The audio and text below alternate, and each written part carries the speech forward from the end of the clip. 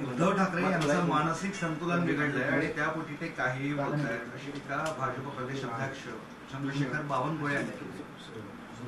खरं तर भारतीय जनता पार्टीचं मानसिक संतुलन बिघडलेलं आहे. जे बावनकुळे ज्यांना पक्षाने साधं तिकीट दिलं नव्हतं, यांना लोकसभेचं तिकीट देताना कधी कोणी विचारलं का नाही विचारलं.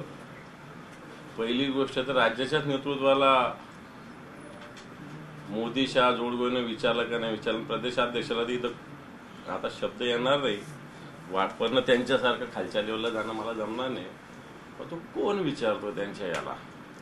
तेव्हा मानसिक संतुलन तर यांचंच बिघडलं. रोज काय काय बोलतायत. मग सरसंघचालक मस्जिदीत गेले त्यावेळेस काय नाही बोलले मानसिक संतुलन बिघडलं म्हणून.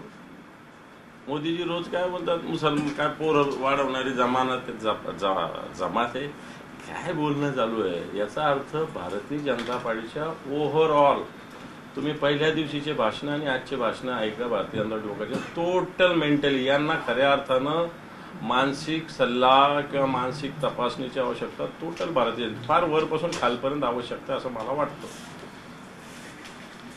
उद्धव ठाकरे 2.5 वर्षात मंत्रालयात गेले, खिशाला साधा पेन सुद्धा नसायचा, कामाचं तर दूर.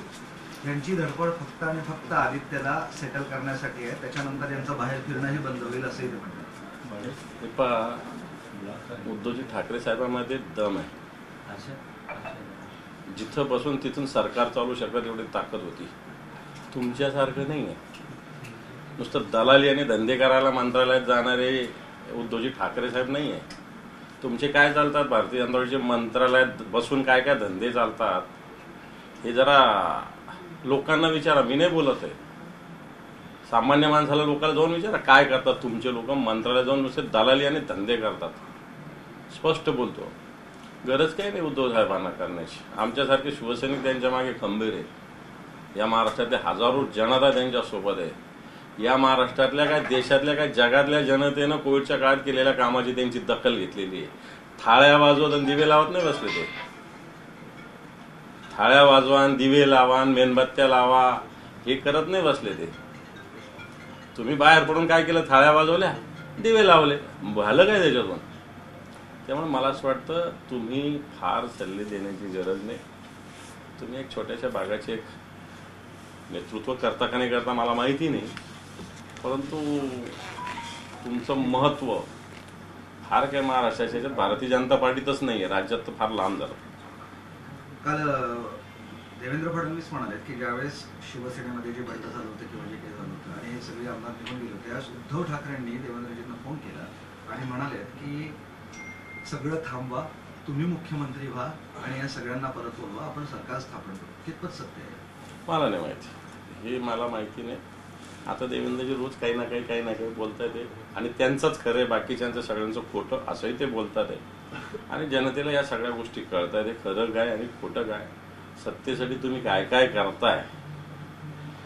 करताय हे भारताला कळतं. मी फक्त महाराष्ट्रापुरतं बोलत नाही, हिंदुस्थानपुरतं आहे. जिथं सत्ता नाही तिथं तुमच्या जीवाचा तीळपापड होतो. तिथं मग आमदार फोडा, पैशाचा वापर करा, ईडी लावा, CBI लावा, हे धंदे तर तुमचे चालू आहे. त्यामुळे सत्तेनं हपापलेले तुम्ही आहे. उद्धवजी तर कधी सत्तेनं हपापले जर असेल तर त्यांनी मुख्यमंत्री पदाचा राजीनामा दिला नसता, शेवटच्या दिवसावर टिकून राहिले असते. तर त्यांना त्याची गरज नाही. शरद पवार म्हणाले देवेंद्र फडणवीस फारच कपोल कल्पित बोलतात म्हणाले. खरंच आहे, काय बोलतात ना, काय म्हणजे जिथं फेकण्याची हद्द झालेली आहे. मागचे सगळे जुने स्टेटमेंट काढा 10-15 वर्षाचे, तेच आहे झालेलं. त्याच्यात 0% एक पाऊल सुद्धा पुढे आपण गेलेलं नाही. विकासाच्या बाबतीत तसंच, घोषणेच्या बाबतीत तसंच. वेगवेगळ्या पद्धतीने जनतेला मिसगाईड करणं, बेवकूफ बनवण्याचं काम भारतीय जनता पार्टीचे नेते मंडळी करतात. त्यात महाराष्ट्राचा जर विचार केला, जसं देशात मोदीजी करतात तसं राज्यात देवेंद्रजी फडणवीस करतात. राज ठाकरे महायुतीत गेलेले आहेत. श्रीकांत शिंदेचं असं म्हणणं आहे की राज ठाकरे आणि नवीन शिवसेनेचा DNA एकच आहे. नवीन शिवसेना आणि राज ठाकरेचा म्हणजे गद्दारीचाच ना. आज DNA विषय बोलताय ना तुम्ही. नवीन शिवसेना म्हणजे गद्दारी केलेली शिवसेना आणि राज ठाकरे. राजसाहेबाविषयी काय बोलणार नाही, पण ज्याला एक जागा लढायला मिळत नाही ते सहभागी झाले. तुम्ही तरी का गावगाव करता हेच कळत नाही. ज्याला एक जागेनं विचारलं नाही या महाराष्ट्रामध्ये आणि राज ठाकरे युतीत सहभागी, रामदास आठवले युतीत सहभागी 1 जागा नाही, राज ठाकरे सहभागी 1 जागा नाही. ही कोणती युती अशी, कोणती आघाडी यांची अशी?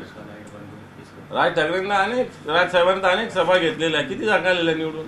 आता घेतल्या तर मागच्या वर्षी आमच्या विरोधात घेतल्या होत्या ठिकठिकाणी सभा, भाजपच्या विरोधात घेतल्या होत्या, काय झालं? आपल्या काँग्रेसच्या विरोधात घेतल्या होत्या, काय झालं? शिवसेना भाजप आम्ही एकत्र होतो, आमच्या विरोधात घेतल्या होत्या, कुठे काय झालं? काय झालं नव्हतं, आम्ही निवडून आलो होतो त्यावेळेस. कल्याणमध्ये पुरुषोत्तम चव्हाण यांनी शिंदे गटात प्रवेश केला आणि एकाच दिवसामध्ये घर वापसी झाली. चव्हाण असं म्हणाले की मी त्यांच्या वैयक्तिक कामासाठी त्यांच्याकडे गेलो आणि माझा प्रवेश करून घेतला. हे कल्याणमध्ये रोज चालू आहे, कल्याण डोंबिवली रोज चालू आहे. लोकांवर सत्ता आणि संपत्ती आणि मुजोरीचा दबाव टाकला जातोय.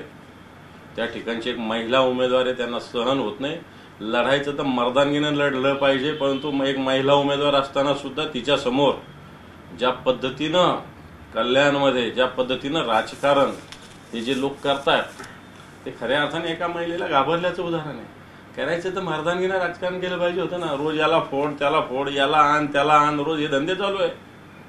पण कल्याणची लोकसभा क्षेत्रातील जनता निश्चित उत्तर दिली, हे मी तुम्हाला सांगतो. तुम्हाला एक चॅलेंज दिलेलं आहे की गेल्या वेळेस तुम्ही मोदीजींच्या चेहऱ्यावर 18 जागा जिंकून आले, यावेळेस 18 जागा जिंकून दाखवा मोदीजींच्या चेहऱ्यावर, नाही तर दुकान म्हणता.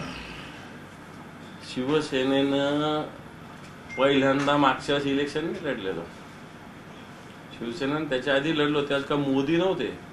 तुम्ही कशाला बाळासाहेबांचा चेहरा लावता आजही? आणि माझं पण तुम्हाला उलट चॅलेंज आहे.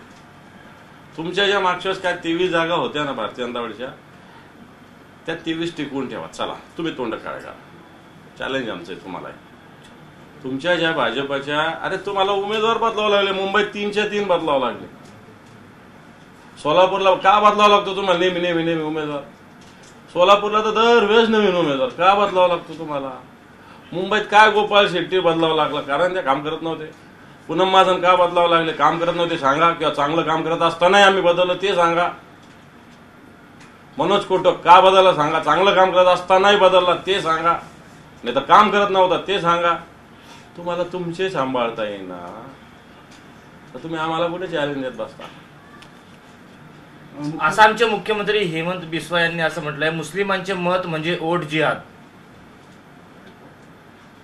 बिस्वा म्हणजे ना, हे खरं तर काँग्रेस येतो. आता एक म्हण आहे मुस्लिमांमध्ये की एखादा नवीन मुसलमान झाल्यावर तो 5 वेळेस काय 10 वेळेस नमाज पडत असतो, तसा आता तो भाजपाच्या हुजरेगिरीमध्ये वेगवेगळ्या पद्धतीने बोलतोय. वोटाचं आणि जिहादचा काय संबंध आहे? तो लोकशाहीमध्ये मतदान करण्याचा अधिकार प्रत्येक नागरिकाला आहे, तो कोणाला करावा ज्याचा त्याचा अधिकार आहे. आज नवरा बायको एकमेकाचं ऐकत नाही, मतदानाला जातात अशी स्थिती आहे. तर तुम्ही हिंदू मुसलमान करून कुठं मतदान होणार आहे? ज्याला जे करायचं ते करतात लोक. मुख्यमंत्री यांनी शरद पवारवर टीका केली, महिलांसाठी आम्ही अनेक निर्णय घेतले, मुलगी सून असा भेदभाव आम्ही करत नाही असं मुख्यमंत्री म्हणाले. मला माहिती आहे या महाराष्ट्रात आत्ताच्या घडीला महिलावर जितके अत्याचार झालेले ते कधीच झाले नाही या 2-2.5 वर्षामध्ये. तुमचे जे सत्तार मंत्री काय महिलाविषयी बोलले ते चांगलं माहिती, चांगलं त्यांच्याविषयी चांगलं आदर आहे जनतेमध्ये. काय पद्धतीनं राज्यपाल होते इथं कोश्यारी, काय महिलाविषयी बोलले चांगल्या पद्धतीनं आपल्याला माहिती आहे. अरे शरद पवार साहेबांनी या देशामध्ये महिलांना आरक्षण देण्याची भूमिका, पहिलं क्रांतिकारी राज्य हे महाराष्ट्र, लक्षात ठेवा. आणि त्याच्यामुळं मुख्यमंत्री आणि शरद पवार कुठं बरोबरी होणार आहे?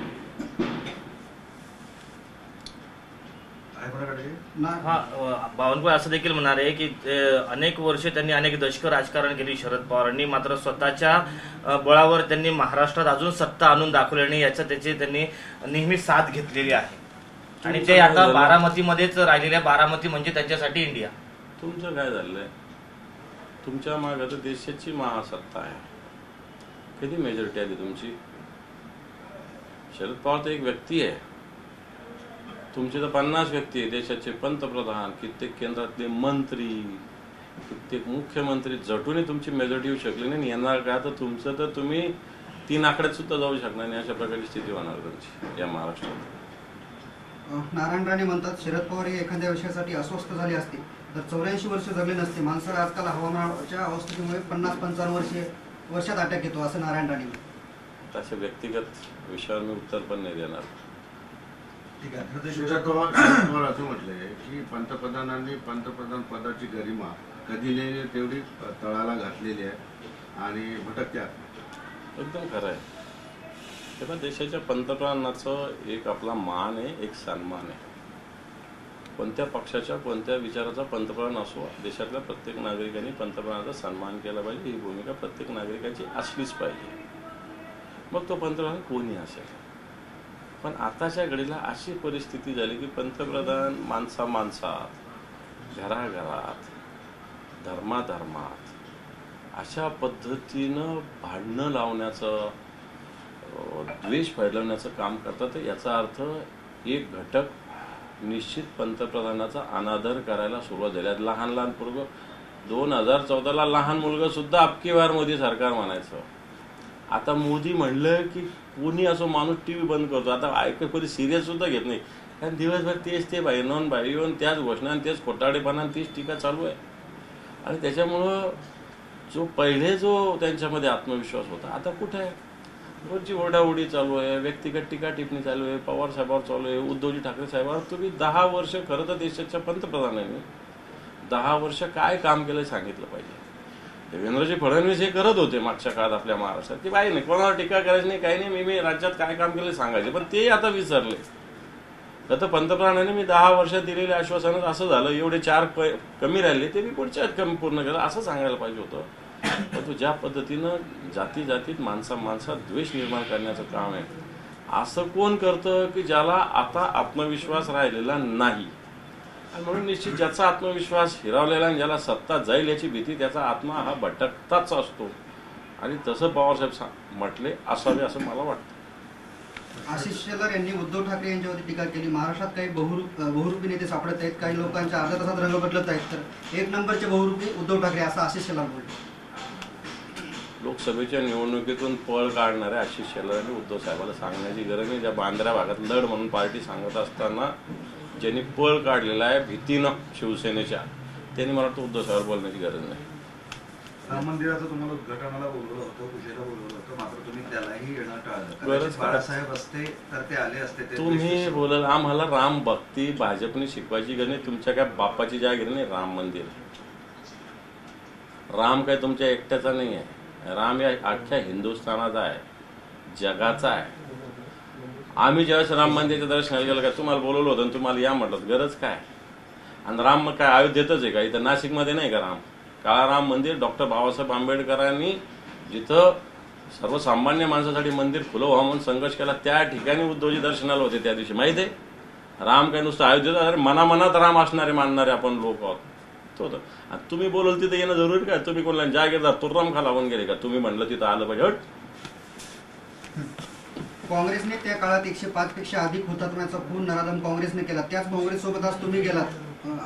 आरशात बघा उद्धवजी काँग्रेसने केलेल्या मराठी माणसाच्या हत्येचं रक्त तुमच्याही हाताला लागलं असं आशिष शेलार बोलले. सोडून आशिष शेलारविषयी बोललो नाही. ठीक आहे. ओके.